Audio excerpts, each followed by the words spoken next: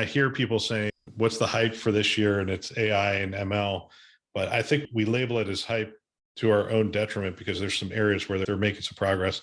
But my gosh, we go to these conferences every year and you see the number of players and you see the number that is the VC deals going into healthcare is just staggering and continues to set records year after year.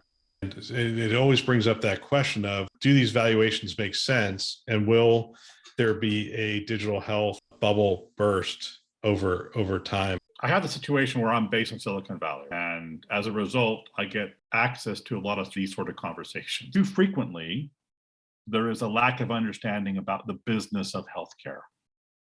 They understand the clinical side, they understand the technology side, but they don't understand necessarily the business of healthcare. And I think that's to the degree where the digital health bubble might burst is there could be a lot of money going in, but capability or technology to a solution, and it's not a reimbursable event. Look at our healthcare ecosystem and look at the players and the names that we think about or talk about.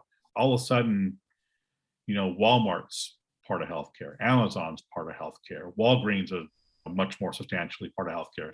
So the interlopers, the disruptors are on the sidelines and have, in many cases, crept onto the field of play.